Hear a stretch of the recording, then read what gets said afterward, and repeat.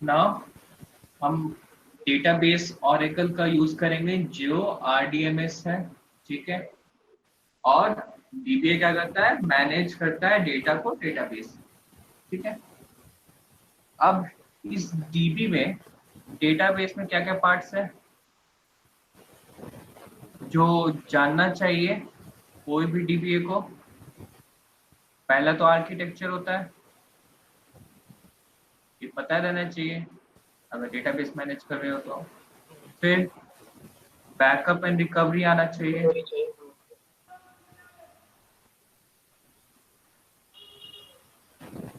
फिर क्या आएगा, performance tuning. Performance tuning. Performance tuning, ठीक है। कितनी चीज आने चाहिए। अब इस डेटाबेस में हम क्या क्या देखेंगे, डिफरेंट कंपोनेंट देखेंगे। पहला क्या रहेगा, मेमोरी पार्ट, ठीक है। दूसरा क्या रहेगा, बीजी प्रोसेस। तीसरा देखेंगे हम स्टोरेज, ठीक है। स्टोरेज देख लिया। अब बीजी प्रोसेस में हम लोग पता होगा क्या है, एसमोन पीमोन वगैरह है, ठीक है। अब मेमोरी, मेमोरी में ये वाला पार्ट पूरा अपर पार्ट। और स्टोरेज में data file, control file, view log file, ये सब देखेंगे। और भी डिफरेंट फाइल्स होते हैं वो सब देखेंगे इसमें। नेक्स्ट हम लोग कनेक्टिविटी करेंगे, ठीक है। मीन्स इसमें लिसनर आ जाएगा और टीएनएस नेम आ जाएगा, ये सब आ जाएगा। नेक्स्ट हम लोग करेंगे नेटवर्क कनेक्टिविटी,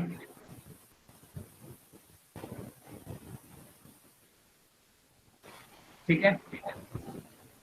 नेक्स्ट हम करेंगे मैनुअल डेटाबेस क्रिएशन। सबको डेटाबेस आता है क्रिएट करने, आता है? हाँ, यस सर। कैसे क्रिएट करते हैं डेटाबेस?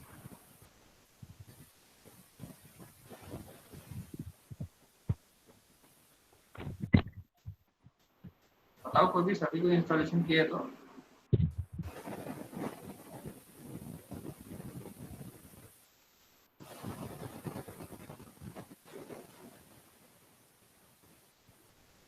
हेलो,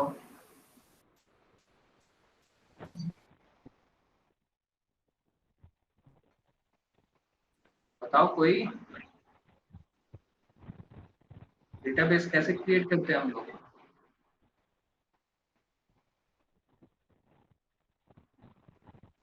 डीबी से फॉर्म चला। बीसीए चलाते हैं, याद आ रहा है किसी को? Next table space and data file का ऑपरेशंस देखेंगे, इसके बारे में पढ़ेंगे, ठीक है। नेक्स्ट हम लोग क्या पढ़ेंगे, प्रिविलेजेस पढ़ेंगे, ठीक है। प्रिविलेजेस में डिफरेंट होते हैं, प्रिविलेज सिस्टम एंड ऑब्जेक्ट, ये पढ़ेंगे। नेक्स्ट हम क्या पढ़ेंगे, यूजर पढ़ेंगे एंड प्रोफाइल्स पढ़ेंगे। और फिर रोल्स पढ़ेंगे। तो हमारा आर्किटेक्चर में इतना टॉपिक्स है जिसे हमें कवर करना है, ठीक है। तभी तो हम फर्स्ट पार्ट में थे, मेमोरी पार्ट में, ठीक है। तो सबको कॉन्सेप्ट क्लियर है, क्या क्या करना है आगे? हाँ सर। तो आज मेन क्लास स्टार्ट करते हैं। तो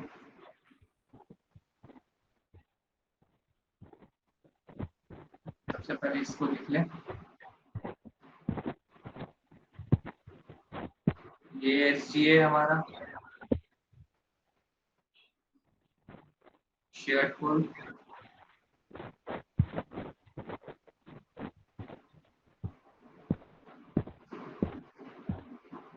लाइब्रेरी कैशे,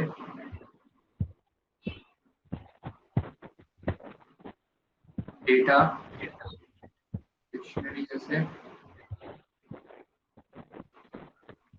इसमें क्या होगा? डेटाबेस है।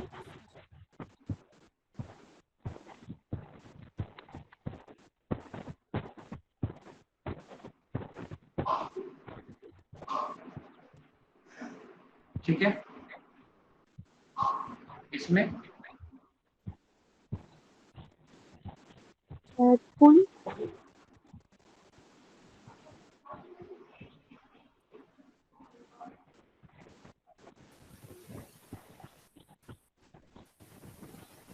ठीक है, you do the buffer cache।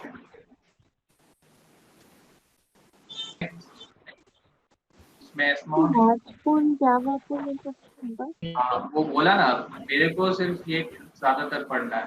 बना दे रही हूँ। लार्ज पूल जावा, लार्ज पूल तो हम लोग बैकअप रिकवरी के लिए मेनली यूज करेंगे, तो वो तो आपको पता लग गया वो लोग का क्या काम है। ठीक है, और लास्ट दिन जावा पूल के बारे में बताया था कि जावा पूल क्या करता है, all related to Java command and Java program, all related to Java pool. ठीक है, ये सभी चीजें जावा पूल में होती हैं। ठीक है, वो भी। और हाँ, जावा पूल क्वेश्चन था ना आपको, तो जावा पुल एज अ डीबी है, जावा पुल हम लोग को उतना काम में नहीं आता। ठीक है, तो जावा पुल मैक्सिमम एप्लीकेशन टीम या डेवलपर टीम यूज करता है।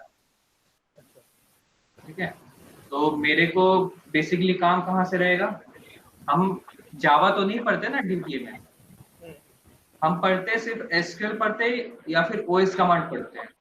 ठीक है, तो ये चीजें हम लोग को डेटाबेस से कनेक्ट करने के काम में आता है। ठीक है, कम्युनिकेट करने का काम आता है। जावा का जो लैंग्वेज है उससे कम्युनिकेट नहीं करता। और डीबी का क्या काम सबसे पहला बताया, क्या बताया काम उसका, क्या करता है डीबी?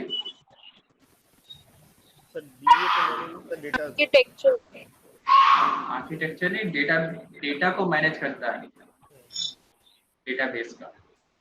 ठीक है, तो आप समझ गए, इसीलिए जावा पूल के बारे में नहीं बता रहा। लास्ट दिन आपको जावा पूल के बारे में कुछ बताया भी कि इंस्टॉलेशन में यूज करते हैं, याद है?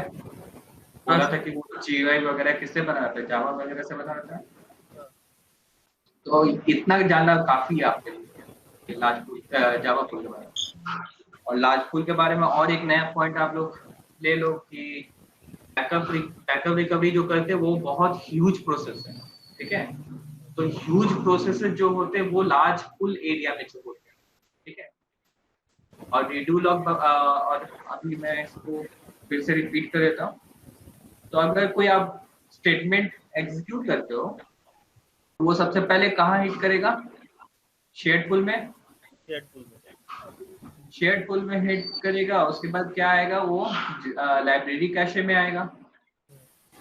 ठीक है, लाइब्रेरी कैशे में वो क्या करेगा, पार्सिंग होगा वहां पे। ठीक है, मींस पार्सिंग में कौन कौन सा होगा, syntax check then semantic check, syntax check and semantic check. Syntax check में क्या दिखेगा, सिंटैक्स चेक में वो ऑर्डर ऑर्डर एंड देखेगा। कीवर्ड्स, हाँ, ऑर्डर एंड कीवर्ड्स देखेगा कि वो लाइन की लाइन जो क्वेरी आप एग्जीक्यूट करना चाहते हो वो ऑर्डरली लिखा हुआ है कि नहीं, या फिर उससे कीवर्ड सही से लिखे हैं कि नहीं, सही ऑर्डर में है कि नहीं। ठीक है, और फिर सिमेंटिक चेक करेगा। सिमेंटिक चेक कहाँ, मतलब कौन करेगा, डेटा डिक्शनरी कैसे करेगा, क्योंकि इसमें मेटा डेटाज होते हैं। ठीक है, it is the collection of all referential information about database and database objects. It contains all the informations, data dictionary cache। ठीक है, तो ये क्या करता है, it checks, semantic check में क्या होता है? It checks if there is any privilege to user for using that particular table or not. ठीक है? और यूजर को जैसे आप लिखते हो select star from scott.emp लिखे हो कभी? देखो ये कमांड, कभी देखो ये कमांड? हाँ सर, हाँ ये क्या है हम लोग का? नहीं सर, नहीं देखा है? तो सॉरी वो क्या बोले सर, एक बार साउंड नहीं आया क्लियर से, एक बार बोलिए प्लीज। बोल रहे हो select star from scott.emp, आप कभी यूज किए हो? नहीं सर। सर यूजर नेम है। आप लोग इसको यूज नहीं किए एसक्यूएल, आप लोग किए हो कि नहीं किए हो? स्कॉट टेबल पहले से ही यहाँ पे होता है। हाँ होता है, तो मैं इधर एक एग्जांपल दे रहा हूँ। तो ऐसा कुछ कमांड आप देखे हो, कभी यूज किए हो? सर यूज नहीं किया। यूज नहीं किए पर देखे हैं ऐसे कमेंट। लाइव एसक्यूएल आप लोग किए हो ना? Yes sir. लाइव एसक्यूएल में तो हम ऐसे ही लिखते थे। हाँ हम लोग फर्स्ट स्क्वाड में एंटर करते थे, उसके बाद सिलेक्ट स्टार्ट फ्रॉम ईएमपी करते थे। हाँ, मैंने ये एग्जांपल इसलिए लिया क्योंकि आप लोग लाइव एसक्यूएल किए हो, इसलिए मैं ये एग्जांपल ले रहा हूँ। वहां पे मेरे को scott.emp देना पड़ता है, मींस स्कीमा देना पड़ता है। चलो बात का बात है, आप लोग प्रैक्टिस करो एसक्यूएल, वाला नहीं होने वाला, ठीक है? और एसक्यूएल में कोई डाउट है क्या? हाँ, स्कॉट डेटाबेस का नेम है स्कॉट। नहीं, ऐसे आप लोग सिर्फ जान लो कि ये यूजर है, ठीक है? यूजर के अंदर ये टेबल है, ठीक है? सिमेंटिक चेक क्या करता है कि ये यूजर जो है स्कॉट यूजर, इसको ये ईएमपी टेबल एक्सेस करने का परमिशन है कि नहीं, ठीक है? क्या ये ईएमपी टेबल में है कि नहीं, क्या ईएमपी टेबल पूरे डेटाबेस में है कि नहीं, ये सब चेक करेगा। अच्छा ठीक है? ठीक है। अब इसके बाद क्या होता है, सिस्टम सिंटेक्स चेक और सिमेंटिक चेक के बाद क्या होता है? एग्जीक्यूशन प्लान्स बनते हैं। हाँ हाँ सर। और एग्जीक्यूशन प्लान्स कहाँ कैसे बनते हैं, कौन बनाता है? Server process sir optimiser server process बनाता है, ठीक है? ध्यान रखना, अभी प्रोसेस के बारे में बात करेंगे, मे बी नेक्स्ट क्लास में बात करेंगे सर्वर प्रोसेस के बारे में, डिफरेंट प्रोसेस के बारे में बात करेंगे। तो अभी पता है सर्वर प्रोसेस होता है, मतलब ये टोटल जो चीज होता है ये सर्वर प्रोसेस में होता है, ठीक है? और ये जो आप यूज कर रहे हो ये यूजर प्रोसेस पे होता है, ठीक है? अभी आप लोग बस जान लो, ठीक है? आगे इसके बारे में डिस्कस करेंगे। तो एग्जीक्यूशन प्लान्स बनते हैं, एग्जीक्यूशन में बहुत डिफरेंट प्लान्स बनते हैं। और फिर क्या होता है, इसमें से बेस्ट प्लान जो होता है वो किस पैरामीटर पे चूज होता है? 3 पैरामीटर्स मेनली बताया था sir, less time, more output and less cost, more output and less resource usage. हाँ, मिनिमम रिसोर्स। मिनिमम बिल्कुल सही, यही 3 पैरामीटर पे वो बेस्ट प्लान चूज करेगा। और बेस्ट प्लान कौन चूज करता है? सर ये ऑप्टिमाइजर करता है, ये ऑप्टिमाइजर करता है, ठीक है? और आप लोग पता होना चाहिए कि जो ऑरेकल सबसे इतना ज्यादा पैसा लेता है कोई भी डेटाबेस वगैरह के लिए, वो इसी चीज के लेता है, बस छोटा सा काम के लिए, ये बेस्ट प्लान चूज करता है, ठीक है? लाखों करोड़ों रुपए लेता है वो इसी चीज के लिए। और आप लोग बोलेंगे कि मैं तो इंस्टॉल किया हूँ, ठीक है? मैंने भी तो ऑरेकल सॉफ्टवेयर वगैरह इंस्टॉल किया है, उसमें भी तो ऑप्टिमाइजर होगा, है ना? तो वो क्या लाखों करोड़ों का है क्या? ऐसा तो दिमाग में आएगा ना?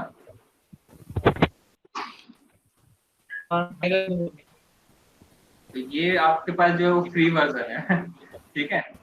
हम लोग बेसिकली प्रोडक्शन पे जो वगैरह काम करते हैं वो तो बहुत हैवी लोड लेके चलता है ना, तो उसके लिए ऑप्टिमाइजर तो चाहिए, क्योंकि वो बेस्ट प्लान और कम टाइम में वो निकाल के देगा। अगर वो हैवी लोड है उस पर्टिकुलर मशीन में, उस पर्टिकुलर डेटाबेस में, तो उसको एग्जीक्यूट करने में बहुत सारा टाइम लगेगा। उसके लिए इसका लाइसेंस ज्यादा महंगा होता है। ठीक है, क्लियर है? अब यहाँ पे हो गया ऑप्टिमाइजर। और हाँ, ऑप्टिमाइजर क्या होता है? ऑप्टिमाइजर होता है एक तरह का एल्गोरिदम होता है। ठीक है, ठीक है, which have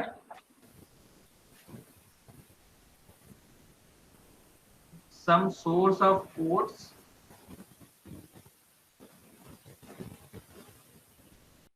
and programs। ठीक है, जो बेस्ट प्लान को चूज करता है बहुत सारे एग्जीक्यूशन प्लान में से। ठीक है, क्लियर है?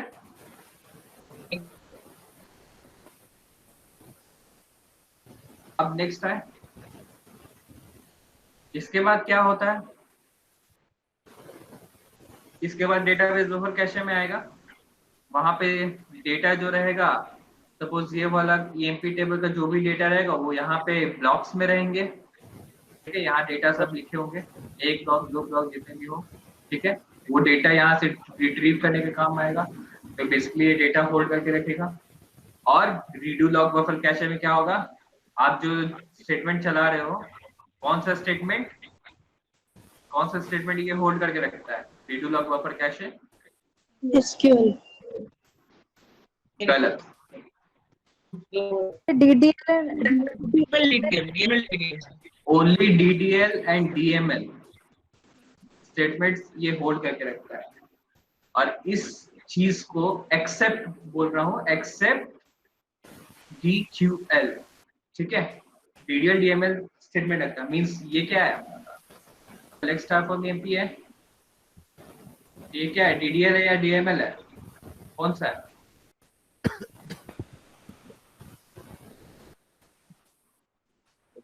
ये वाला स्टेटमेंट कौन सा है? DDL या DML? DQL sir. ये यहाँ पे होल्ड करके नहीं रखेगा, वो यहीं तक रहेगा। ठीक है, तो इसको रीडू लॉग बफर कैशे में नहीं होल्ड करेगा। अगर इधर कुछ और रहता, अपडेट, इंसर्ट, क्रिएट, तो वो यहाँ पे रहता। ठीक है, ये जो स्टेटमेंट है DDL और DML, वो अगर रीडू लॉग बफर कैशे में है तो उसको हम क्या बोलते हैं? रीडू एंट्रीज कहते हैं। ठीक है, they are also known as redo entries, और हम लोग जो बोलते हैं SQL स्टेटमेंट्स। ठीक है,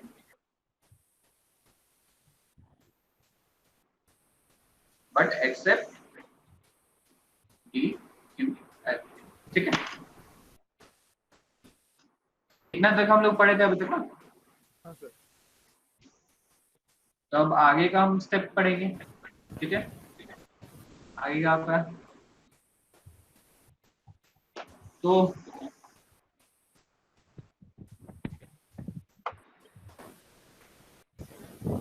अभी तक कोई डाउट नहीं है?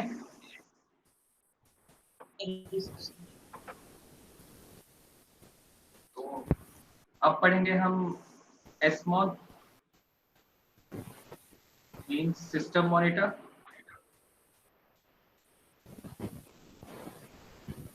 ठीक है, अब SMON का क्या काम है? एक एग्जांपल देता हूं। अगर सपोज आप कोई मशीन चला रहे हो, ठीक है, और कोई स्टेटमेंट क्वेरी आप एग्जीक्यूट किए, ठीक है, तब क्या होता है कि सिस्टम आपका क्रैश कर जाता है। ठीक है, सिस्टम क्रैश कर जाता है, या फिर सपोज आपका करंट चला गया तो क्या होगा? सिस्टम ऑफ हो जाता है। ठीक है, और यहाँ पे आप तो SQL क्वेरी चलाए हो, तो ये क्वेरी चलाने के बाद अगर सिस्टम क्रैश हो जाए, सिस्टम ऑफ हो जाता है, तो क्या होगा बताओ?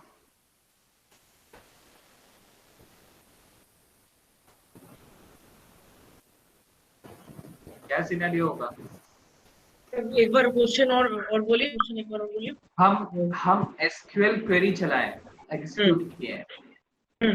अगर सपोज करंट चला गया हाँ और या फिर सिस्टम मिरर क्रैश हो गया, ठीक अच्छा है, तो क्या हो सकता है?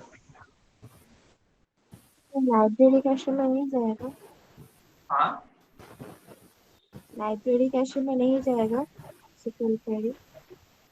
नहीं, ये एग्जीक्यूट कर दिया तो इसका मतलब क्या हुआ कि ये जाके शेयर्ड पूल में लाइब्रेरी कैश में पार्सिंग वगैरह करने लग गया, ठीक है। हाँ अब क्या होगा कि सिस्टम क्रैश हो गया, सिस्टम ऑफ हो गया, तो क्या होगा? रिजल्ट कैच में सर तो प्रोसेस टर्मिनेट हो जाएगा। प्रोसेस टर्मिनेट हो जाएगा, ठीक है। ये क्या हो जाएगा, एक तरह से रोल बैक हो जाएगा ना। लेकिन लेकिन और क्या हो सकता है इसमें? कमिट। कमिट नहीं होगा। सबसे इंपॉर्टेंट पॉइंट, डेटा आपका लॉस होगा। डेटा लॉस नहीं। हाँ, सबसे इंपॉर्टेंट पॉइंट, डेटा लॉस होगा। हाँ होगा। अब आप लोगों को एक बार बताया होगा कि ऑरेकल क्या रिकमेंड करता है, गारंटी देता है अपने को।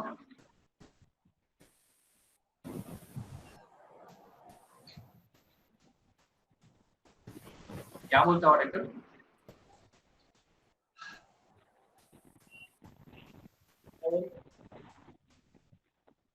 मैंने नहीं बताया क्या ऑरेकल क्या करता है? जाते हैं मतलब सर बैकअप देवजीत को पता होगा। देवजीत दो क्लास की है। क्या होता है ऑरेकल, क्या बोलता है अपने को? देवजीत, अब हो आपको तो इंस्टॉलेशन के क्लास में भी बताया हूँ, यहाँ भी बताया हूँ, यहाँ के तो सब भूल गए, इंस्टॉलेशन के क्लास भी नहीं पता।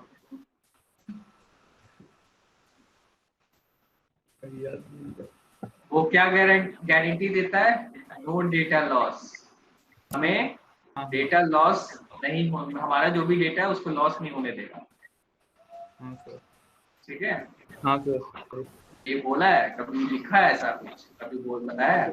बोला था। तो ऑरेकल हमें बोलता है कि नो डेटा लॉस, मतलब हम कोई भी डेटा लॉस होने नहीं देते। तो क्या होता है इस टाइम पे, ये जो एस्मोन है वो काम देगा। एस्मोन क्या करेगा, रिकवरी करता है। ये सब जो डेटा में इधर लॉस होने का चांसेस जो है उसको इंस्टेंस रिकवरी करता है, ठीक है। इन जो डेटा है उसको क्या करता है, लॉस होने नहीं देता एक तरह से। और इंस्टेंस रिकवरी के बारे में अभी मत पूछना आप लोग, इंस्टेंस रिकवरी बस जान लो, वो आगे के क्लास में हम डिस्कस करेंगे इंस्टेंस रिकवरी, ठीक है। इस सिनेरियो सिचुएशन समझ में आया? सबको आ गया? Yes sir. कहाँ आयन, आपको आया? हाँ सर। ठीक है, अभी इंस्टेंस रिकवरी के बारे में मत पूछना, वो हम लोग आगे नेक्स्ट मतलब जो भी क्लास होगा अभी आगे उसमें हम लोग डिस्कस करेंगे इसके बारे में, ठीक है। तो अभी देख लो क्या क्या आपके पास आ रहा है। ये भी एक नया टर्म आपके पास आ गया, ठीक है, इंस्टेंस रिकवरी। ऐसे करते करते बहुत सारे नए टर्म आएंगे, उसके बारे में हर एक चीज के बारे में जानेंगे। चलो फिर एस्मोन समझ में आ गया, अब टीमोन में आते हैं। टीमोन क्या है? Process monitor.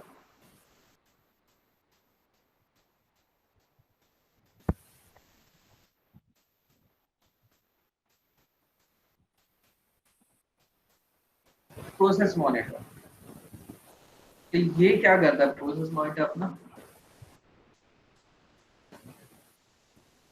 कोई आइडिया कुछ हो सकता है? It checks the steps which is the cave ठीक doesn't have. ठीक है, मैं बताता हूँ। अब प्रोसेस मॉनिटर क्या है? अब प्रोसेसेस है, बैकग्राउंड में तो बहुत सारे प्रोसेसेस चलते होंगे मेरे ख्याल से, चलते हैं ना। Yes sir. तो बैकग्राउंड भी एक बैकग्राउंड ये Pimon भी हमारा एक बैकग्राउंड प्रोसेस है जैसे Esmon था, ठीक है। तो ये क्या करता है, it checks all other background process, ठीक है। इसका बेसिक काम ये है, ये सारे बैकग्राउंड प्रोसेस को चेक करता है, ठीक है। और क्या चेक करता है कि अगर कोई ट्रबल है कि नहीं, अगर ट्रबल है तो उसको क्या करेगा, वो ट्रबल शूट करेगा, ठीक है, और प्रॉब्लम को फिक्स करेगा। अब इसके लिए हम एग्जांपल ले सकते हैं, अगर सपोज बैकग्राउंड प्रोसेस चल रहा है, सपोज ये पहला चल रहा है, ये दूसरा चल रहा है, ये तीसरा चल रहा है, ये चौथा चल रहा है, ऐसा करके चल रहा है, ठीक है। और Pimon भी है हमारा, ठीक है। अब वो क्या करेगा, इन सभी चीज को देखेगा कि ठीक से चल रहा है कि नहीं चल रहा है, ठीक है। वो देखेगा पहला चल रहा है, दूसरा चल रहा है, तीसरा चल रहा है, चौथा चल रहा है, ठीक है। अब इसमें से मान लो कि सेकेंड नंबर काम करना बंद कर दिया और 1 2 4 1 3 4 चल रहा है, ठीक है। अब काम करना बंद हो गया तो इसका मतलब कि मेरा इंस्टेंस वगैरह जो भी डेटाबेस में उसको प्रॉब्लम आएगा। तो बैकग्राउंड प्रोसेस सब में काम आता है, बहुत काम आता है, सारा बैकग्राउंड प्रोसेस हम लोग का बहुत काम आता है, ठीक है। क्योंकि ये क्या है, हम लोग का सीपीयू पार्ट है, प्रोसेसिंग पार्ट है। कोई भी आप स्टेटमेंट चलाते हो तो वो बैकग्राउंड प्रोसेस होके ही सब कुछ करता है। अब मेमोरी, ये तीन कंपोनेंट जो है, storage, memory and background process, इन सभी चीज से ही जो एग्जीक्यूट करते हो वो काम होता है, यही तीन चीज से। अगर ये तीन चीज में से एक कंपोनेंट भी नहीं है तो आपका डेटाबेस चालू नहीं होगा या फिर डेटाबेस में प्रॉब्लम होगा, ठीक है। बहुत इंपॉर्टेंट कंपोनेंट है। तो सपोज यहाँ पे सेकेंड नंबर काम करना बंद कर दिया, ठीक है। तो क्या होगा कि ये Pimon देखेगा कि सेकेंड नंबर काम करना बंद कर दिया, तो वो क्या करेगा कि वो सेकेंड नंबर के पास जाएगा, उसका प्रॉब्लम चेक करेगा क्यों बंद हो गया। अब वो सपोज मे भी हो सकता है कि बहुत देर से चल रहा है और आइडियल बैठा हुआ हो तो वो बंद हो गया हो, है ना। कोई भी मशीन एफिशिएंट होना चाहेगा ना अपना, मतलब प्रोसेस जो भी चल रहा है, जो रनिंग प्रोसेस है उसको एफिशिएंट करना चाहेगा, और जो नहीं चल रहा है उसको बंद कर देगा, है ना। कुछ कुछ सिस्टम में ऐसा रहता है। तो ये देखेगा कि अगर कोई प्रॉब्लम है तो सपोज देखो कि इसमें आइडियल बैठा हुआ है ये, तो क्या करेगा, Pimon देखेगा कि अरे ये आइडियल तो बैठा है, इसको तो काम करना चाहिए। वो क्या करेगा, ये प्रॉब्लम को फिक्स करके इस प्रोसेस को रन करना स्टार्ट कर देगा, मतलब इसका प्रॉब्लम को सॉल्व करके इसको रन करा देगा, ठीक है, अगर इसका काम है, ठीक है। तो Pimon का ये काम होता है, just it checks all other background process and troubleshoots it if there is any problem in it, okay। Pimon समझ में आया?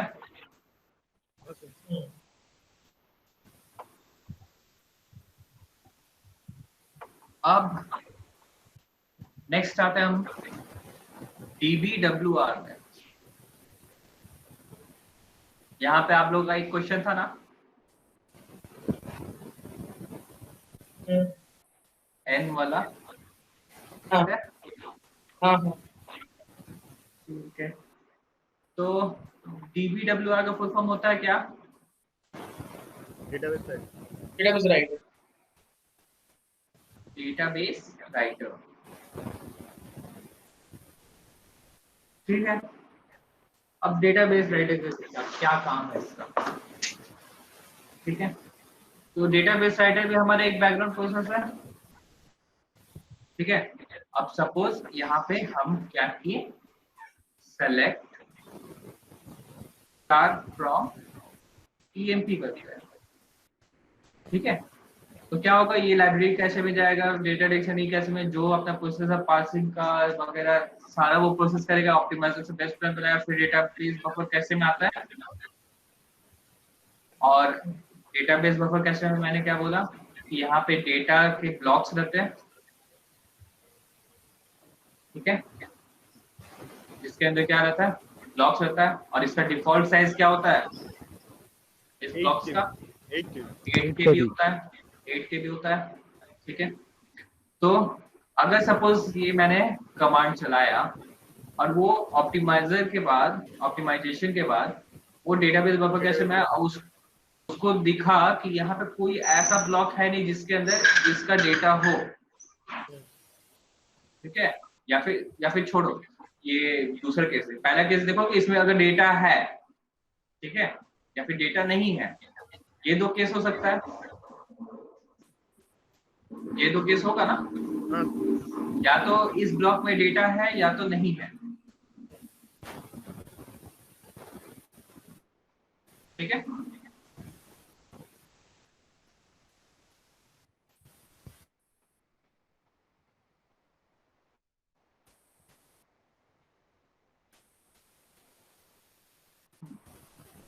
तो यहाँ पे डेटा है, तो डेटा कहाँ से आया? अपने आप तो नहीं आया होगा ना, कहीं से तो आएगा। क्या बोलते हो सर? अपने आप तो नहीं आता ना मेमोरी पार्ट में, कहीं से तो आएगा ना। हाँ, हाँ, वो डेटा आते हैं डेटा फाइल से, वो यहाँ से उठा के ये ब्लॉक्स लेके आता है डेटाबेस बफर कैशे में, ठीक है, जिसके अंदर डेटा होता है। यहाँ भी बहुत सारे ब्लॉक्स होते हैं जिसके अंदर डेटास होते हैं, ठीक है, पहले से। तो वो चेक करता है पार्सिंग वगैरह से, इसको क्या इंफॉर्मेशन मिल जाता है कि ये कौन सा टेबल है, इसका कैसा टाइप का डेटा रहेगा, ठीक है। तो यहाँ आने के बाद वो देखा कि यहाँ पे कोई अगर ब्लॉक में इसका डेटा नहीं है तो वो यहाँ से उठा के लेके जाएगा, ठीक है। और अगर सपोज आप कुछ चेंजेस करते हो डेटा में तो क्या करेगा? आप जैसे ही कमिट करोगे, कमिट आप लोग यूज किए हो, कमिट कौन सा कमांड है, कौन सा स्टेटमेंट है? कमिट पॉइंट तक सेव होता है, एसक्यूएल स्टेटमेंट कौन सा है? ठीक है, कमिट कौन सा एसक्यूएल स्टेटमेंट है? हाँ, वही तो, जो कमिट करने से पॉइंट तक सेव हो जाता है, रोल बैक करने से नहीं होता है। हाँ, तो एसक्यूएल स्टेटमेंट बताया ना, कौन सा एसक्यूएल स्टेटमेंट है? कमिट कॉलम नेम, जैसे मैं बताया हूँ ना आप लोगों को कि सेलेक्ट कौन सा है, सेलेक्ट डीक्यूएल होता है, ठीक है। क्रिएट क्या होता है, डीडीएल होता है। वैसे कमिट क्या होता है?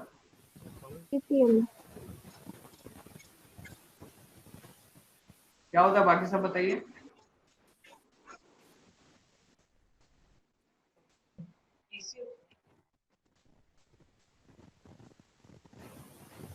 आइडिया है? सर डीएमएल, देवस्मिता सही कहते हैं, टीसीएल होता है, ट्रांजैक्शन कंट्रोल लैंग्वेज और डेटा ट्रांजैक्शन लैंग्वेज, ठीक है। आप लोग एसक्यूएल लगता है अच्छे से नहीं किए हो, एसक्यूएल करना बहुत जरूरी है।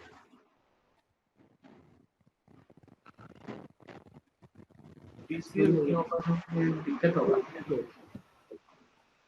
क्या बोल रहे हो? टीसीएल होगा। टीसीएल बोल रहे हो? हाँ sir, data control language, TCL वो तो लिखा है। तो आप लोग थोड़े एसक्यूएल पे ध्यान दो, ठीक है, प्रॉब्लम होगा। चलो, तो ये वाला समझ में आया, डेटाबेस बफर कैशे अपना। चलो, कुछ रिप्लाई तो करो आप।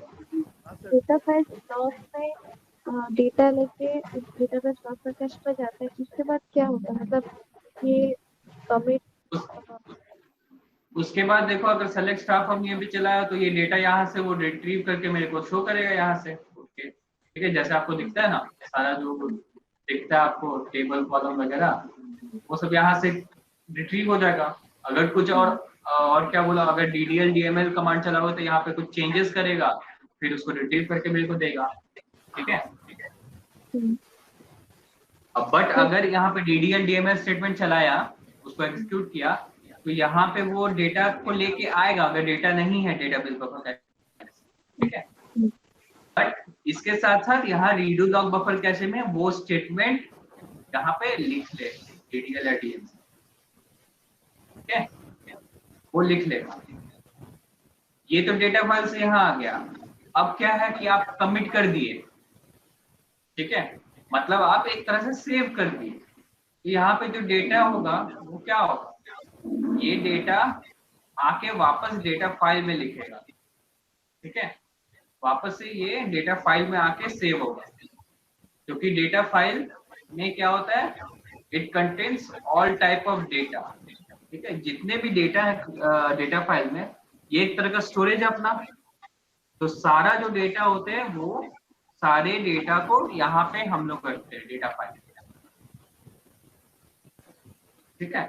तो अब जैसे ही यहाँ पे कमिट किया, तो कमिट करने के बाद क्या होगा, सारे डेटा वापस यहाँ पे सेव होके डेटा फाइल में आना चाहेंगे।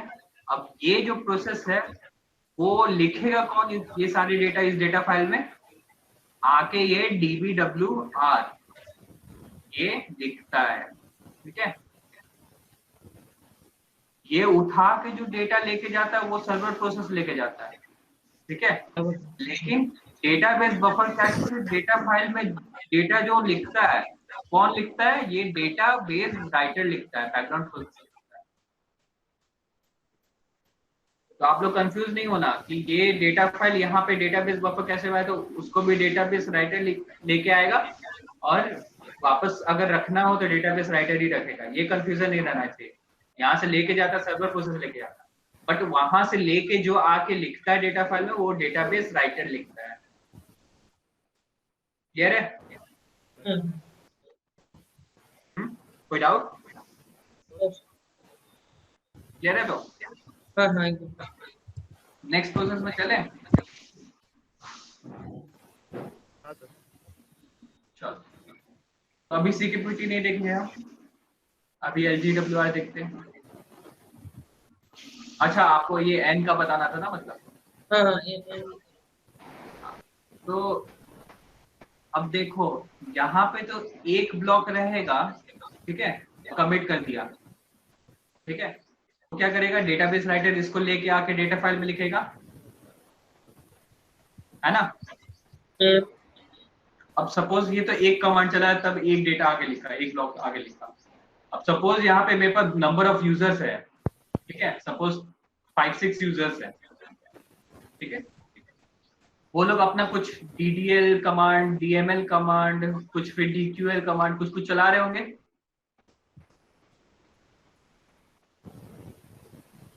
आप लोग सपोज करो कोई भी यूजर सपोज 1 2 3 4 है, कोई चला रहा है, कोई DML चला रहा है, ठीक है, कोई DQL चला रहा है, कोई DDL या DML दोनों ही चला रहा है। ऐसा हो सकता है ना। क्या होगा, हर एक प्रोसेस में क्या होगा, अगर डेटाबेस बफर कैशे में डेटा नहीं रहेगा तो क्या होगा, डेटा फाइल से उठ के आएगा, ठीक है। अब यहाँ DDL और DML स्टेटमेंट अगर कोई चलाता है तो उसमें कुछ डेटास में चेंजेस होता है कि नहीं।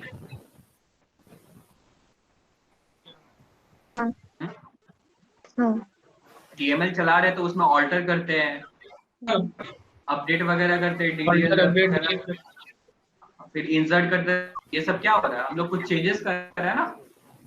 DQL में क्या होता है, DQL में सिर्फ रिट्रीव करता है, वो पहले से डेटा उसको बस हम रिट्रीव करते हैं। बेसिकली चेंजेस किसमें है, DDL DML में। ओके,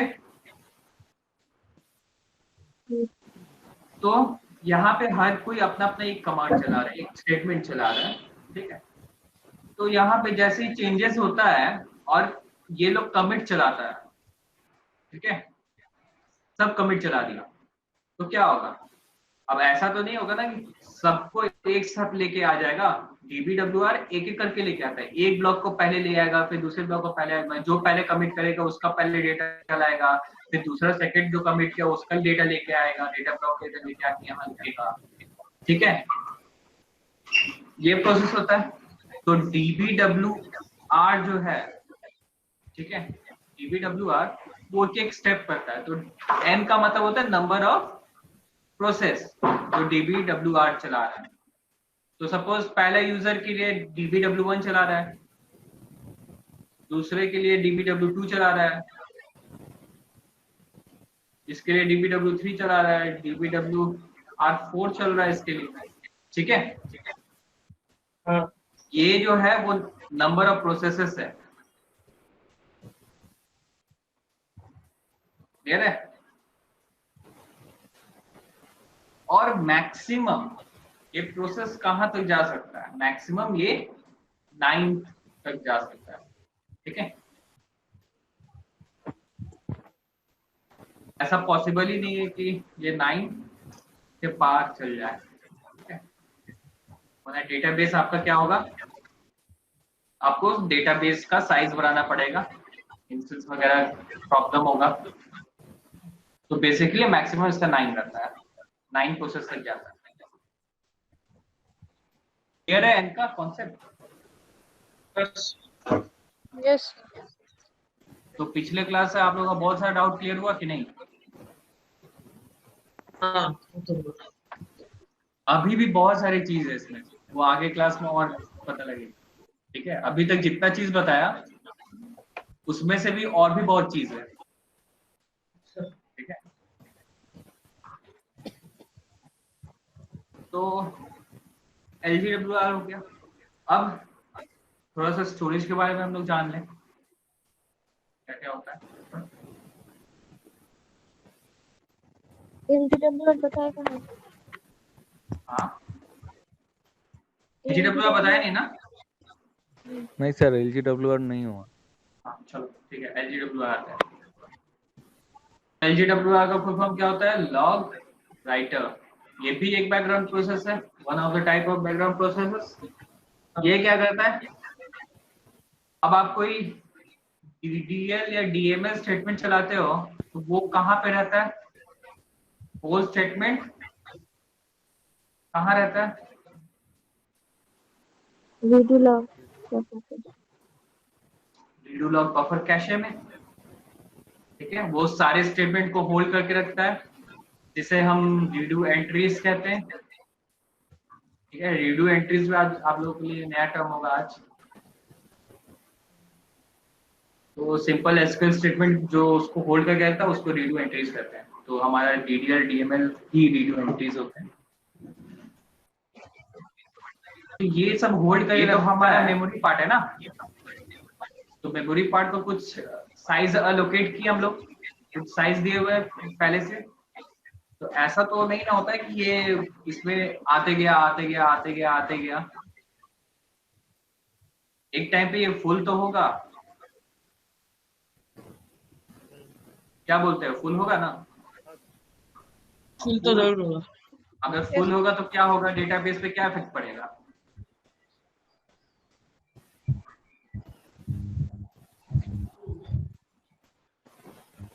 डेटाबेस में प्रॉब्लम आएगा फुल अगर होगा तो। अगर साइज फुल हो गया, अगर आप कोई पीसी चला रहे हो तो पीसी का अगर साइज फुल हो गया तो क्या इफेक्ट होता है? हैंग करने लगता है, Fine, जब लगता है। परफॉर्मेंस उसका वीक हो जाता है। ठीक है, तो ये चीज के लिए ये सब क्या होगा कि यहाँ पे LGWR क्या करता है, यहाँ से DDL DML स्टेटमेंट उठा के इस रीडू फाइल में आके लिख देता है। ठीक है, तो ये जो भी होल्ड करके रखता है DDL DML स्टेटमेंट्स, उसे क्या करता है, कोई लिमिट टाइम के लिए LGWR उठा के यहाँ पे अपना रीडू लॉग फाइल में लिख लेता है। ठीक है, अगर सपोज कमिट आप कर दिए, ठीक है, तब वो आके लिख देता है यहाँ। ठीक है, तो यहाँ पे क्या होता है, LGWR all committed and uncommitted data entries, मतलब डेटा या डेटा एंट्रीज बोल दो। ठीक है, उसे वो रीडू लॉग फाइल में लिखता है। ठीक है, अगर वो कमिट हो चाहे नहीं हो। ठीक है, तो वो रीडू लॉग फाइल में आके लिख सकता है।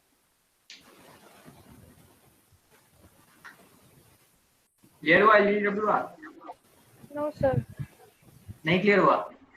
तो कंफ्यूज हो गए। तो पहले आपने बोला कि जो कमिट होता है वो उसे सेव ठीक करके। है ठीक है ठीक है ठीक है, ये नेक्स्ट क्लास में आपको समझ में आएगा ये वाला। अभी आप लोग सिर्फ जान लो कि ये जो DDL DML स्टेटमेंट है इसको Overload उठा के लॉग रीडू लॉग फाइल में लिखने का काम कौन करता है? LGWR। ठीक है, इतना तो क्लियर है? हाँ तो इतना ही तक आप लोग रखो, ठीक है। नेक्स्ट क्लास में और इसके बारे में डिटेल में पढ़ लेंगे, तब आपको समझ में आएगा कि यहाँ पे मैंने all committed and uncommitted data क्यों लिखा। ठीक है, क्लियर है? हाँ सर। चलो फिर इधर लॉग राइटर हो गया अपना, और क्या बच गया? CKPT हेलो, CKPT बस सीकेपीटी का काम क्या होता है? ये चेक पॉइंटर होता है। Check pointer। सीकेपीटी के बारे में अभी थोड़ा सा जान लो, अब जब नेक्स्ट क्लास में जो बताऊंगा ना तो उसमें सीकेपीटी अच्छे से समझ में आएगा। सीकेपीटी ज्यादा जल्दी समझ में नहीं आता। सीकेपीटी होता है चेक पॉइंट, ठीक है। ये क्या करता है? ये चेक पॉइंट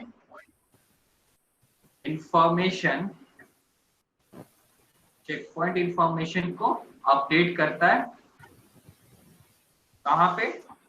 डेटा फाइल के हेडर में एंड कंट्रोल फाइल में, ठीक है। ये आप स्टेटमेंट आप पढ़ो, आपको समझ में आ रहा है क्या करता है ये लिखता नहीं है, ये ध्यान रखना, ये अपडेट करता है। डेटा फाइल हेडर और डेटा फाइल के हेडर पे, यहाँ पे एक डेटा फाइल के हेडर पे होता है और ये कंट्रोल फाइल पे। और ये जो चेक पॉइंट इंफॉर्मेशन है ये क्या है? वो आपको नेक्स्ट क्लास में बताएंगे, अच्छा ठीक है ठीक है। जब आपको एक स्टेटमेंट चला के दिखाएंगे कि ये स्टेटमेंट चलाने पे क्या इस डेटाबेस के बैकग्राउंड में क्या होता है, वो आपको नेक्स्ट क्लास में बताएंगे। अच्छा ठीक है, मैं तो बोलो तो अभी बता दें, तो आपकी मर्जी। आप क्या बोलते हो? अभी बता दें, डाइजेस्ट कर लोगे ना? दे दीजिए, फिर नेक्स्ट क्लास में बोल देंगे। नेक्स्ट क्लास में प्रैक्टिकली दिखाएगा। क्योंकि आप लोग जो फ्री टाइम है ना, आप लोग एसक्यूएल करो। एसक्यूएल आप लोग का बहुत दिक्कत लग रहा है मेरे को। Yes sir.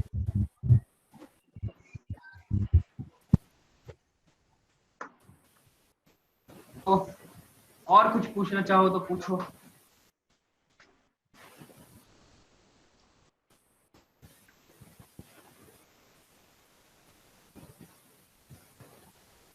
कंट्रोल फाइल के बारे में कुछ बोल दें। कंट्रोल फाइल बेसिकली क्या होता है? एक स्टोरेज पार्ट होता है, ठीक है, जो सारा इंफॉर्मेशन रखता है। किसका इंफॉर्मेशन रहता है? डेटा का रखता है, ठीक है। डेटा फाइल और रीडू लॉग फाइल का लोकेशन, जहां पे वो डेटा फाइल और रीडू लॉग फाइल है उसका लोकेशन रखता है। फिर आप यहाँ पे देखो, डेटाबेस बफर कैशे को कितना साइज मिला है, रीडू लॉग बफर कैशे को कितना साइज देना है, लाइब्रेरी कैशे को कितना साइज है, डेटा डिक्शनरी कैशे को कितना साइज है, एसजीओ को कितना साइज है। ये सभी चीजें जो इंफॉर्मेशन है, ये सभी चीजों की वो सब इस कंट्रोल फाइल में कंटेन करके रहता है। तो बेसिकली हम लोग कंट्रोल फाइल को ब्रेन ऑफ द डेटाबेस कहेंगे, ठीक है। ये एक तरह से ब्रेन है डेटाबेस का। अब बताओ, अगर कंट्रोल फाइल नहीं रहा तो डेटाबेस चलेगा?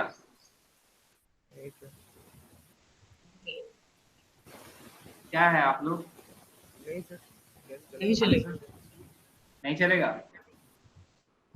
अगर ब्रेन है तो नहीं चलना चाहिए, ब्रेन अगर नहीं है। अच्छा, अब बताओ, डेटा फाइल नहीं रहेगा तो चलेगा?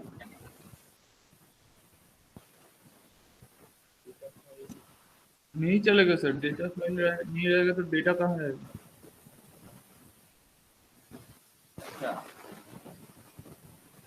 आप डेटा फाइल में अगर डेटा नहीं रहेगा तो नहीं चलेगा ना।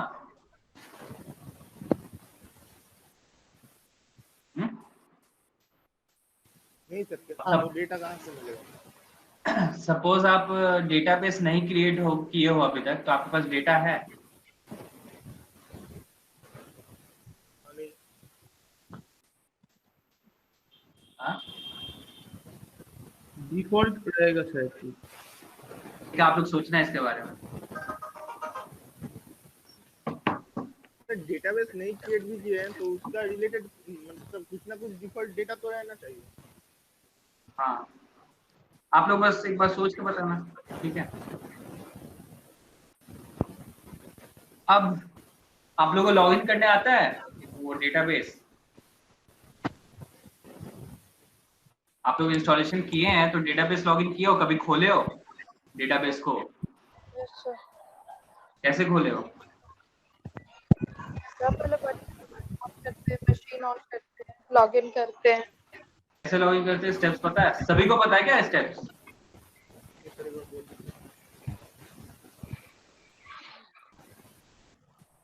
हाँ, कंप्यूटर में लॉग पूरा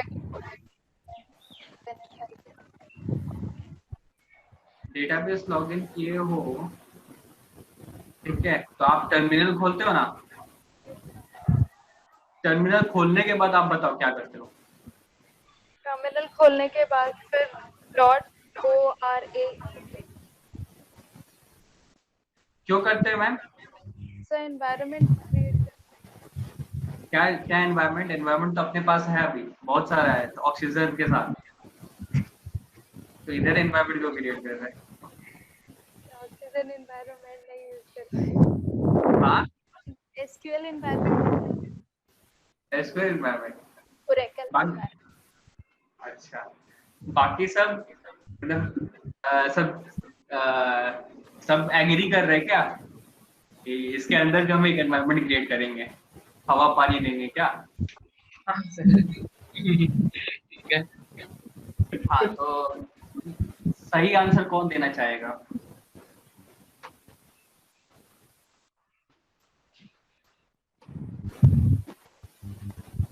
और मैं इसको पहले ही बताया हुआ हूँ।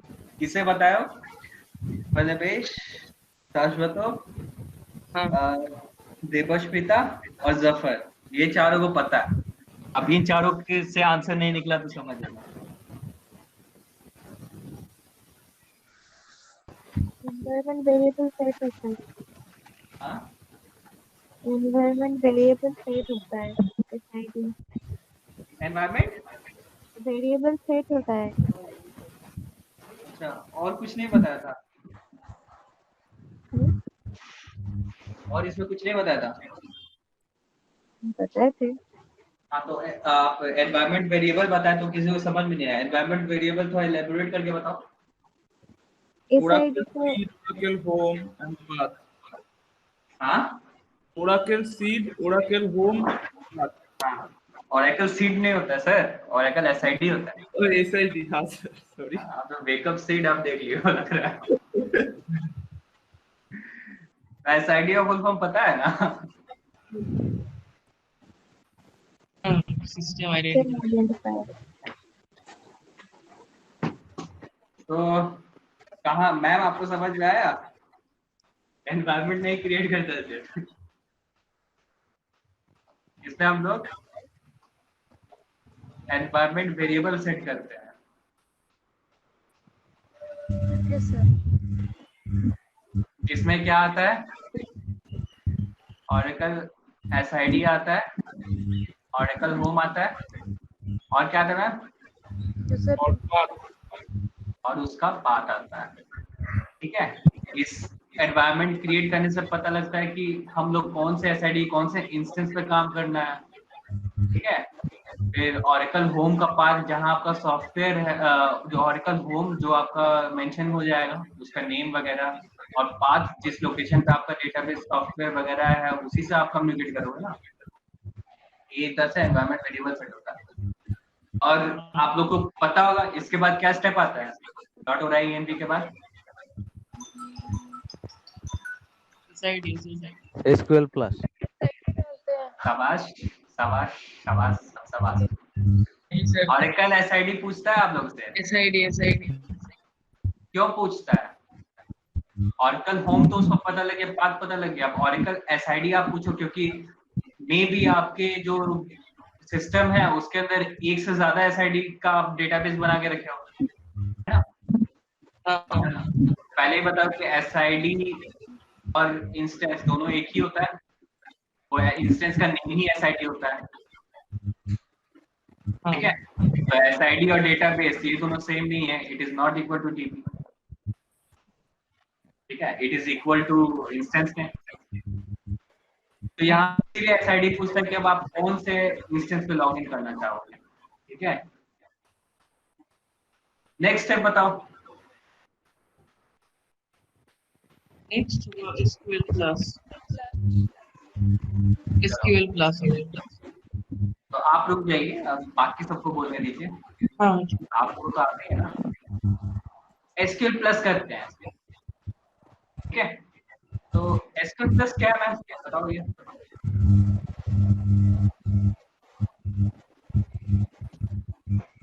क्या होता है SQL plus?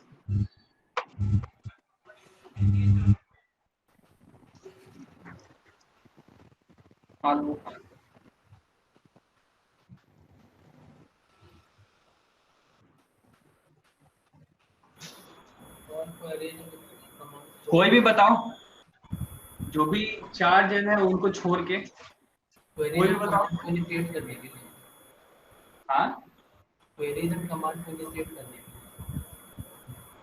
Queries and command को इनिशिएट करने के लिए इनिशिएट करने के Query लिए। and command created by user administrator.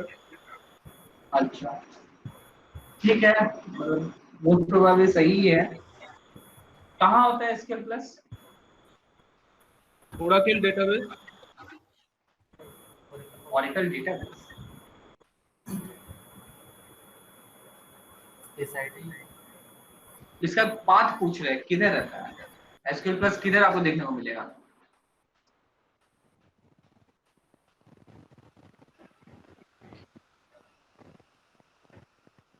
Sir बिन में। ठीक है, नेक्स्ट क्लास में आप लोग बताना एसक्यूएल प्लस किधर है, ठीक है? टास्क ये वाला एसक्यूएल प्लस किधर है, किस पाथ पे है? Oracle home में सर. हाँ, Oracle home में. आप लोकेशन बताना, एग्जैक्ट लोकेशन, ठीक है? उसकी लोकेशन नहीं पता. हाँ, तो आप ढूंढना, ठीक है? इंस्टॉल है ना?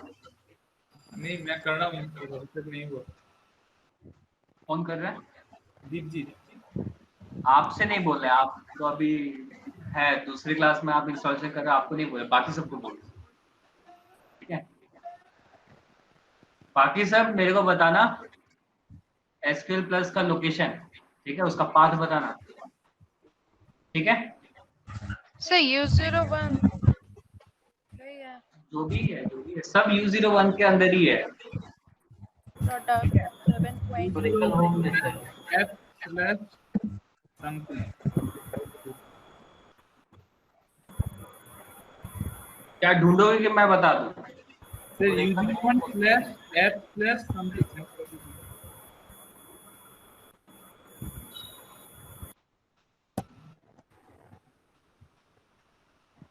ठीक है, आप लोग ढूंढना। तो एसक्यूएल प्लस होता क्या है वो बताते हैं। डेटाबेस आप लोगों का क्या है? लॉजिकल एंटिटी है, Oracle database.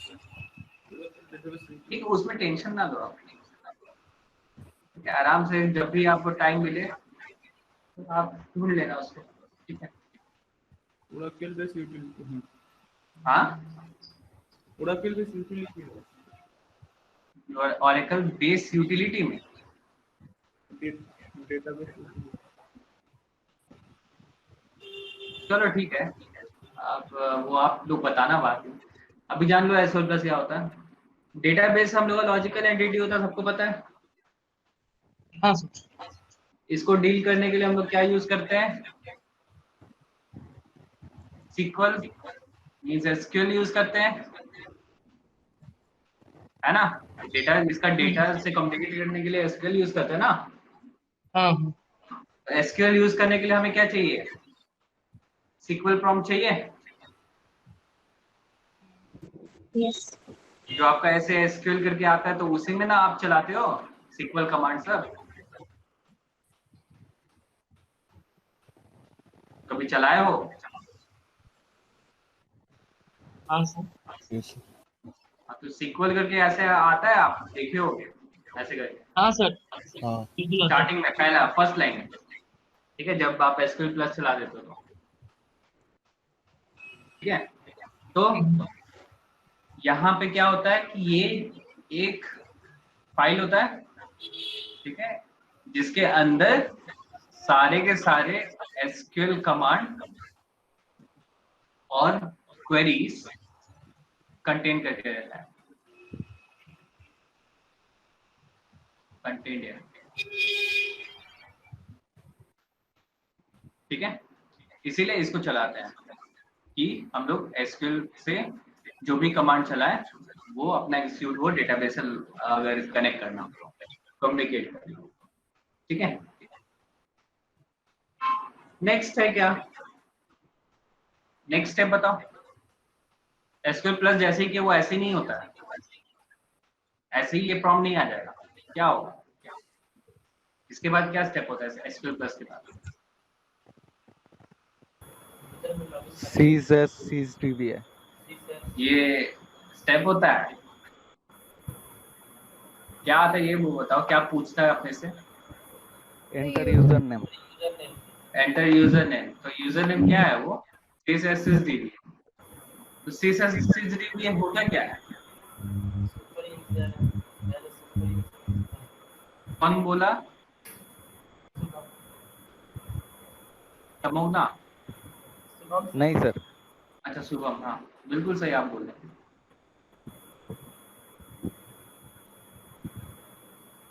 एसक्यूएल प्लस जैसे ही रन करते हैं अपने को यूजर नेम पूछता है, तो यहाँ पे हम सुपर यूजर लेते हैं,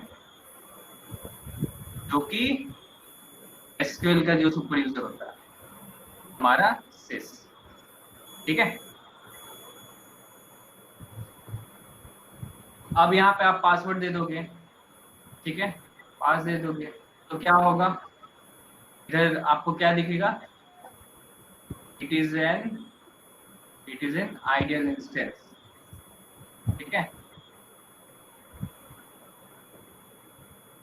ऐसा करके शो करता है। इसका मतलब क्या होता है?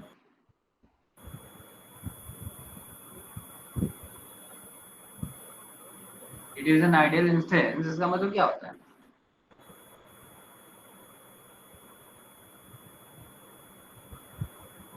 पता है? सर CSDB नाम का एक इंस्टेंस क्रिएट होता है। इंस्टेंस नहीं क्रिएट होता है, ये sysdb पे लॉगिन किया है। अब यहाँ पे it is an ideal instance का मतलब क्या होता है ये पूछ रहा हूँ। अच्छा,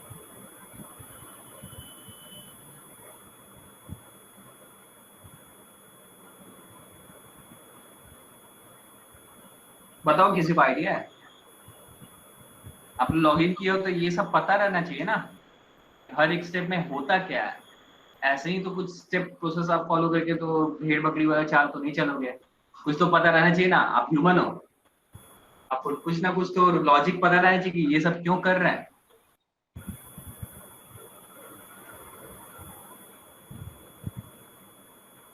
किसी को नहीं आता it is an ideal instance क्यों लिखा था?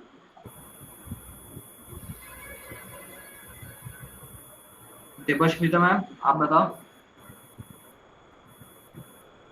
डेटाबेस ओपन नहीं रहता है, मतलब माउंटेड नहीं रहता है, ऐसा कुछ। ऐसा कुछ क्या? आप बताओ मेरे को, मैं आपसे पूछ रहा हूँ। मतलब मुझे लगता है कि डेटाबेस अप नहीं रहता, मतलब मेमोरी एलोकेट नहीं होता है और डेटाबेस माउंटेड नहीं रहता, क्लोज रहता है। ठीक है, यहाँ पे क्या हुआ? Database is in closed mode. Second क्या पॉइंट हो सकता है? background process is not started yet. ठीक है, और क्या पॉइंट हो सकता है? Memory location, memory allocation is not done. ये सब पॉइंट्स होते हैं आइडियल इंस्टेंस का मीनिंग। ठीक है, कि डेटाबेस एक तो ओपन नहीं हुआ अभी तक, आप कनेक्ट कर रहे हो लेकिन ओपन नहीं हुआ अभी तक। ठीक है, यहाँ पे बैकग्राउंड प्रोसेस अभी तक स्टार्ट नहीं हुआ, और इसका जो मेमोरी है आपको बताया, डेटाबेस बफर कैशे का अपना कुछ मेमोरी होगा, लार्ज पूल का अपना मेमोरी होगा, जावा पूल का, बफर कैशे का, शेयर्ड पूल का अपना कुछ कुछ मेमोरी होता है। वो सब मेमोरी अभी तक अलोकेट नहीं हुआ, कि अभी डेटाबेस या इंस्टेंस को किसी को पता नहीं लगा कि इस सभी चीजों में कितने आपने साइज दे के रखा है या डिफॉल्ट साइज क्या है इसका। ठीक है, तो जैसे ही आप यहाँ पे आइडियल इंस्टेंस दिखता है तो इसका मतलब ये सभी चीज, ये सब पॉइंट होते हैं। ठीक है, तो अब आइडियल इंस्टेंसेस को, डेटाबेस को क्लोज मोड से ओपन मोड करना हो तो क्या करते हैं हम लोग? नेक्स्ट स्टेप क्या करते हैं? अगर ये शो कर गया तो स्टार्टअप करते हैं। तो स्टार्टअप से क्या होता है? डेटाबेस ओपन मोड में आता है, बैकग्राउंड प्रोसेस स्टार्ट करता है, मेमोरी अलोकेट कर देता है। ठीक है, और इंस्टेंस भी स्टार्ट कर देता है। ठीक है, अब स्टार्टअप हो गया, आप क्या करते हैं? अब नॉर्मल कोई भी यूजर में आप कनेक्ट कर सकते हो, कनेक्ट करके। ठीक है, स्कॉट से यूजर से आपको कनेक्ट करना है, स्कॉट दे दो, टाइगर दे दो। टाइगर इसका बाय डिफॉल्ट पासवर्ड रखा है। यूज किया आप लोग स्कॉट? स्कॉट यूजर से खोल के आप एसक्यूएल प्रैक्टिस किए क्यों कभी? वो सब करना है ना आप लोगों को, क्योंकि अब वही मशीन पे आपको काम करना है। ये सब नहीं करोगे तो नहीं होगा। बोलो तो आपको क्वेश्चन प्रोवाइड कर दूंगा एसक्यूएल का, आप लोग करो।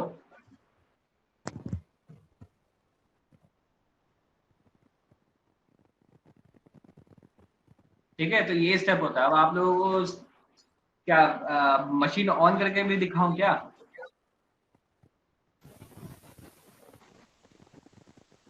तो एक बार दिखा दीजिए। ठीक है,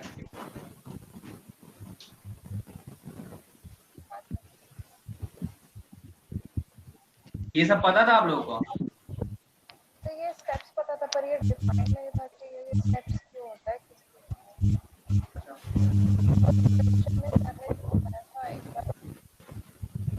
आवाज नहीं आ रहा आपको क्लियर। तो इंस्टॉलेशन के टाइम पे सर ने जो बताया था वही पता था और नहीं पता था। अच्छा, तो आप लाइव एसक्यूएल यूज किए हो फिर भी आप लोगों को इतना प्रॉब्लम है कि आपने कभी कमांड नहीं सुना? बेसिक कमांड, सबसे पहला कमांड लाइव एसक्यूएल में हम लोग यूज करते हैं। मेरे को लगा खुद ही टेबल डिफॉल्ट नहीं यूज करते थे, डिफॉल्ट आवाज नहीं आ रहा।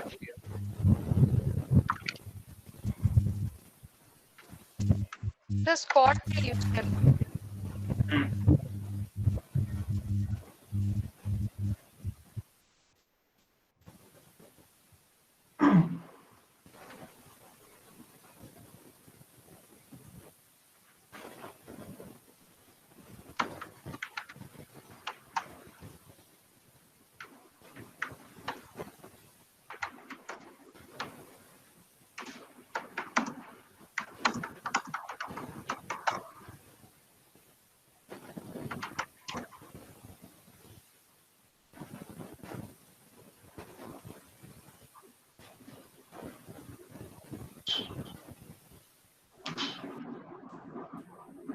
फिर एसीक्यू क्या है?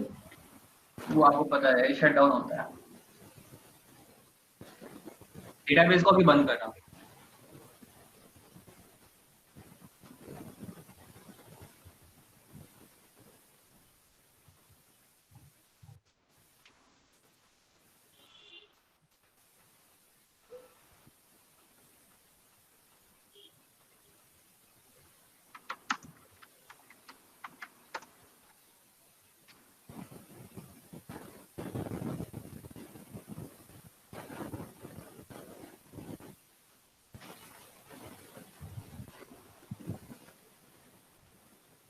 इमीडिएटली पोस्ट शटडाउन, हाँ इमीडिएट जो आपने लगाया शटडाउन के बाद वो क्या पोस्ट शटडाउन है? शटडाउन के बारे में पढ़ेंगे हम लोग, ठीक है। स्टार्ट नहीं हुआ इसका।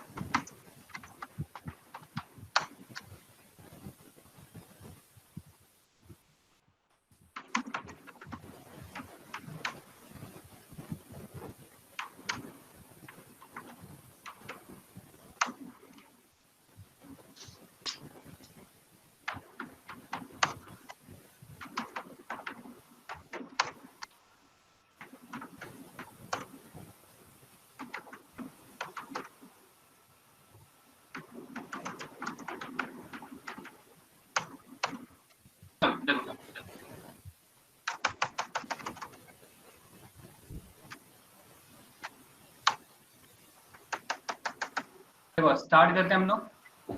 आप लोग ये प्रॉम्प्ट पता है ना क्या होता है, इसका मीनिंग क्या है, कुछ पता है ना? नो। परमिशंस क्या होते हैं, कितने परमिशंस देते हैं?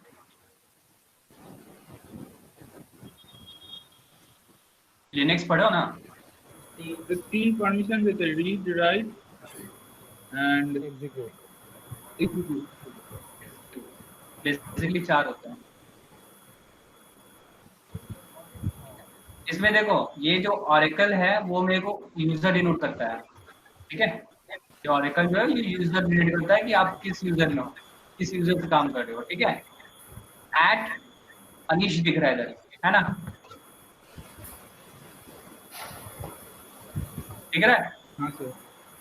तो ये होस्ट नेम होता है, ठीक है। आप लोगों का क्या दिखेगा यहाँ पे, लोकल होस्ट करके दिखेगा, हाँ ठीक है, क्योंकि आपका बाय डिफॉल्ट लोकल होस्ट था, मैंने चेंज कर लिया है पहले, ठीक है। तो यहाँ पे ये हुआ, लेकिन इंस्टॉलेशन के टाइम पे आपको चेंज नहीं करना रहेगा, ये बाद में आप चेंज कर सकते हो, ठीक है। बाय डिफॉल्ट आपको लोकल होस्ट ही रखना है, ठीक है। अब वो कैसे चेंज करना वो आप लोग सीखोगे जब कनेक्टिविटी बताएंगे तो, ठीक है। और ये डेस्कटॉप क्या मेरे को रिप्रेजेंट कर रहा है कि आप कौन से डायरेक्टरी में हो अभी, ठीक है। ये $साइन रिप्रेजेंट करता है ऑरेकल यूजर को, और रूट के लिए कौन सा साइन होता है बताओ?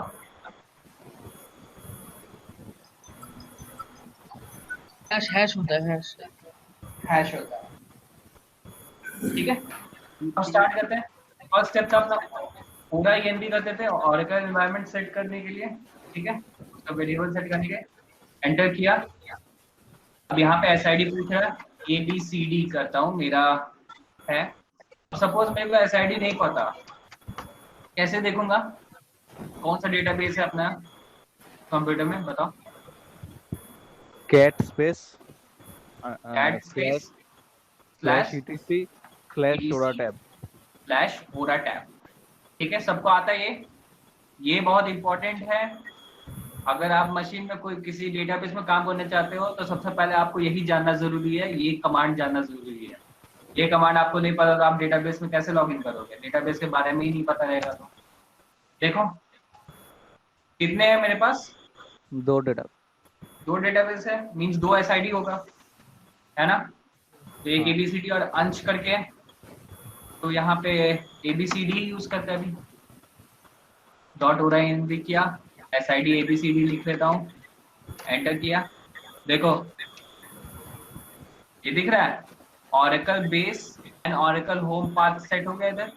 इधर मेरे को पता लग रहा है कि ये ऑरेकल होम होता है, ये ऑरेकल बेस होता है, ठीक है। ये एनवायरनमेंट वेरिएबल्स अपना, और SID यहाँ पे मैंने पहले ही बता दिया इसको। क्लियर हुआ पहला स्टेप जो बताया था, एनवायरनमेंट वेरिएबल कैसे सेट किया। मैम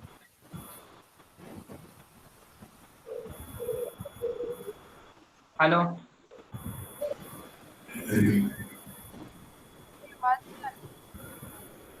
मेरी आवाज नहीं आ रही है? नहीं, मेरी आवाज अब तो नहीं आ रही शायद। अच्छा, तो आपको तो समझ में आया ना वो पहले से एनवायरमेंट वेरिएबल वाला। नेक्स्ट आते हैं हम लोग। अब क्या करना है, नेक्स्ट स्टेप अपना है, बताओ, कोई भी बताओ। नेक्स्ट स्टेप क्या करते हैं? इक्वल प्लस, इक्वल प्लस दिया। अब यहाँ पे मेरे को सुपर यूजर देना है, सिस देते हैं, पासवर्ड दे दो। देखो यहाँ पे connected to an idle instance लिखा है, और ये कनेक्ट होने के बाद ये देखो यहाँ पे एसक्यूएल प्रॉम्प्ट आ गया अपना।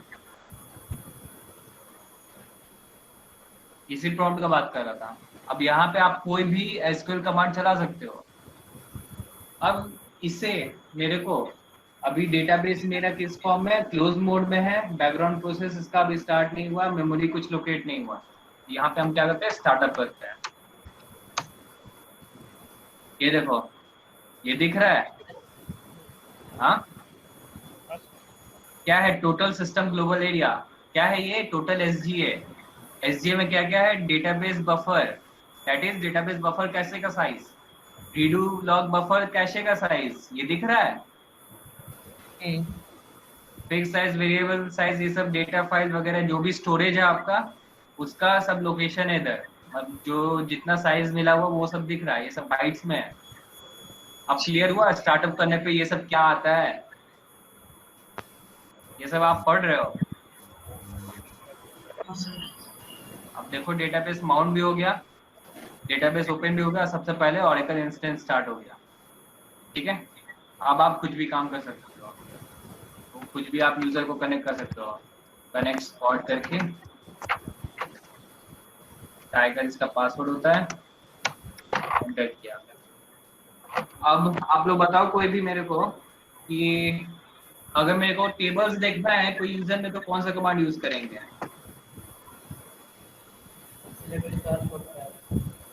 Select star, select star from table name. Table name, देखो टेबल्स देखना है कौन कौन से टेबल है। हाँ टीएबी टीएबी, एंटर किया। देखो कितने सारे टेबल्स हैं, बोनस, डीपीटी, ईएमपी, सैलरी, टी3, टीए1, टीबी1, टीबी2। ठीक है, इतने सारे हैं। बाय डिफॉल्ट इसमें मेरे पास 4 ही रहते हैं। ठीक है, ये 4 रहते हैं, ये 4 इंपॉर्टेंट जो टेबल पहले से बने हुए रहते हैं इस यूजर में, बोनस, डीपीटी, ईएमपी, सैलरी। ठीक है, ये होता है। अब यहाँ से आप नॉर्मल जो एसक्यूएल यूज करना है आप कर सकते हो आराम से। ठीक है, ये था अपना स्टेप्स।